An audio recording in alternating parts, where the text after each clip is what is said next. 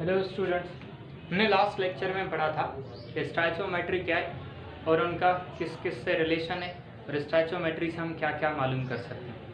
इन सब चीज़ों के बाद हमने ये भी देखा था कि उनके कुछ 3 रिलेशनशिप थे, mass mass, mass volume and volume volume relationship. तो हमने लास्ट लेक्चर में मास मास पढ़ा था, आज हम मास वॉल्यूम और वॉल्यूम वॉल्यूम रिलेशनशिप।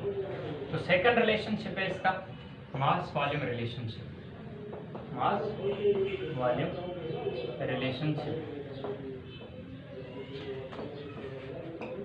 पहले इसको डिफाइन करते हैं, फिर ये फाइंड कैसे करना है ये भी सीखें।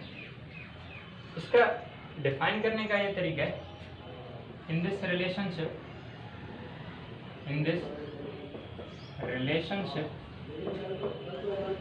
unknown volume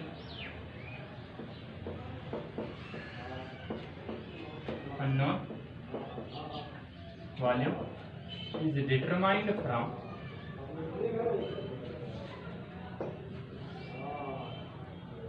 known volume, known mass, known mass और सबस्टेंस। एक चीज का आपको मास मिला होगा, उसमें से आपको वॉल्यूम फाइंड करना है, इसको हम कहते हैं mass volume relationship. Mass volume relationship base करता है, it is based on Avogadro's law.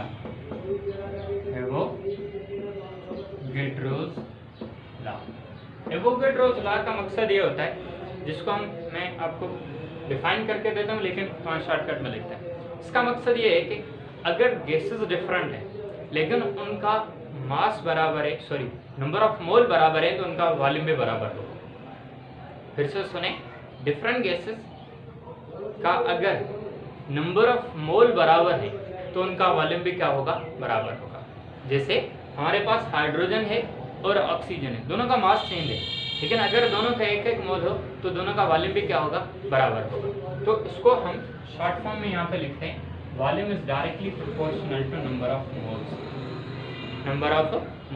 जिसका वॉल्यूम ज्यादा होगा उसके जिसके मोल ज्यादा होंगे उसका वॉल्यूम ज्यादा होगा।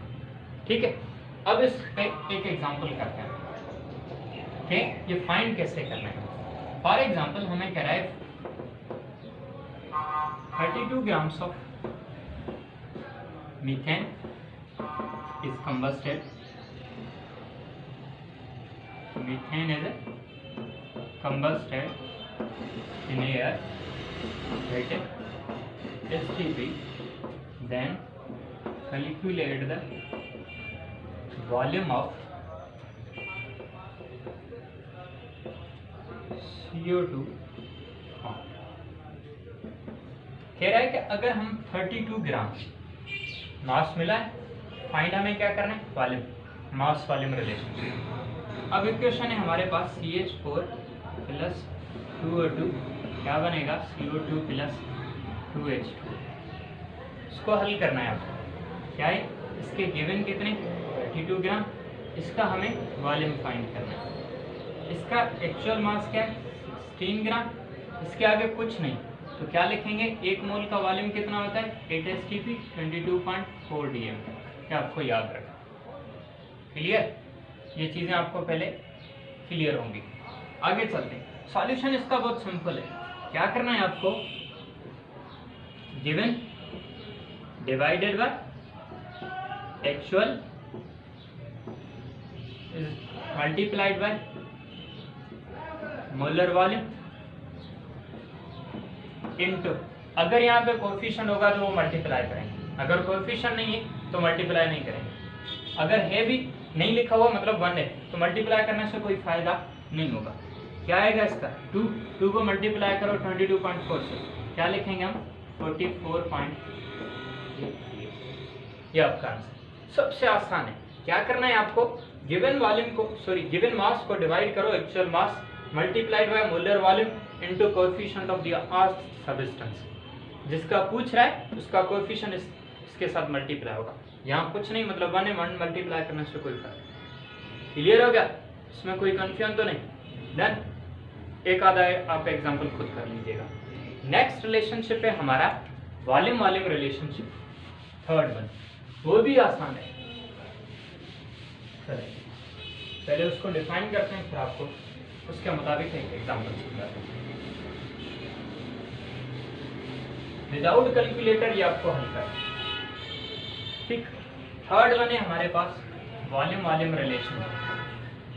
Volume volume relationship. Volume volume relationship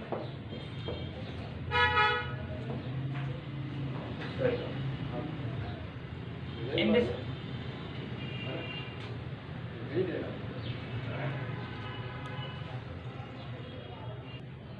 ठीक है, वॉल्यूम वॉल्यूम रिलेशनशिप को डिफाइन ऐसे करना है हमें।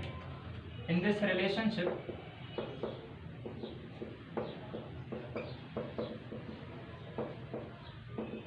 Unknown volume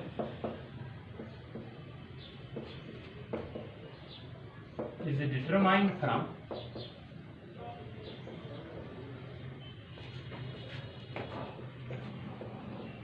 known volume. एक वॉल्यूम आपको मिला होगा, एक वॉल्यूम आपको फाइंड करना है। जैसे आपको एग्जांपल देना, ये बेस करता है, सॉरी पहले ये point, it is based on, it is based on Gay-Lussac's law. इसका मकसद ये है कि गैसेस एक दूसरे के साथ रिएक्ट करते हैं सिंपल होल रेशो। गैसेस एक दूसरे के साथ रिएक्ट करते हैं किसमें? Simple whole ratio. अब इसका एग्जांपल हम करते हैं। If 100 ml of ethene is combusted in air, then calculate the volume of oxygen required। Oxygen कितनी रिक्वायर्ड होगी अगर 100 ml इथीन को कंबस्ट करना है? इक्वेशन लिखते हैं, C2H4 इथीन का फार्मूला, 3O2, सॉरी कंबस्शन है रिवर्सिबल नहीं होता, CO2 प्लस 2H2। इसका हल करने का सबसे आसान तरीका, इसके 100 ml हमें गिवन है, इसका हमसे पूछ रहा है, आपको सॉल्व कैसे करना है? एक कहते हैं कोएफिशिएंट फैक्टर वगैरह सब उसको छोड़ो, जिसका पूछ रहा है उसका कोएफिशिएंट ऊपर लिखो, जिसका आपसे पूछा है उसका कोएफिशिएंट ऊपर, जिसका गिवन है उसका कोएफिशिएंट नीचे, मल्टीप्लाई करो गिवन वॉल्यूम के साथ।